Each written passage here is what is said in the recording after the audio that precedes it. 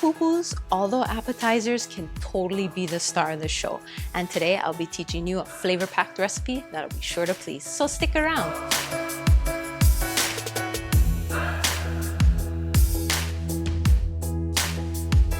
Aloha mai kako, my name is Relle and welcome to my kitchen where I like to share all my favorite island and Hawaiian style recipes. And today we'll be making edamame. Edamame are immature soybeans that are popular in Japanese cuisine and especially here in Hawaii. Everybody has their own way of making edamame, but this is mine.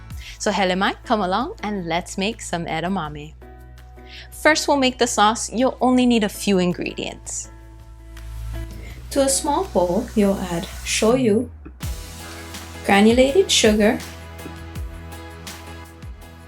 sesame oil, and mirin.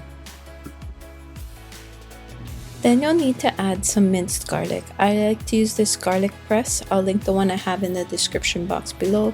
If you don't have one, you totally can chop it up by hand, but just make sure you chop it really finely because nobody wants to bite into a big piece of garlic. Then you'll go ahead and mix this up until everything is well combined.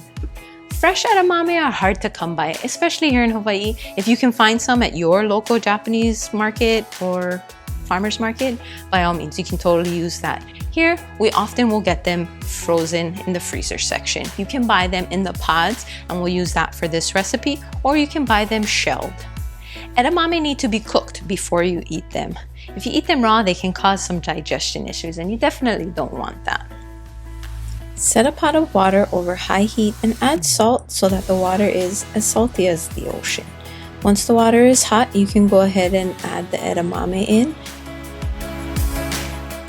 Once the edamame are done cooking, they'll rise to the top. They've got this internal thermometer. Pretty cool.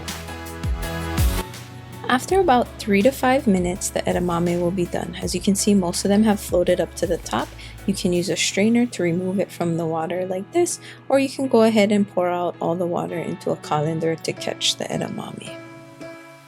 Once the edamame have been strained, you can add the sauce. You'll just pour it over the top. If you like a thicker sauce, you totally can cook it over the stove and reduce it or even add some cornstarch. Then you're gonna go ahead and toss the edamame in the sauce. Also, if you like more garlic, you totally can add more. My kids aren't huge fans of a lot of garlic, so we didn't put too much.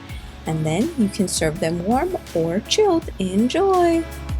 And that's how you make edamame. If you make this recipe or any of my other recipes, please tag me. I'd love to see all your creations.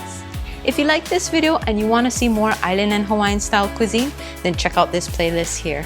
Or if you want to see what YouTube thinks you should watch, then watch this video here. And until next time, hui ho!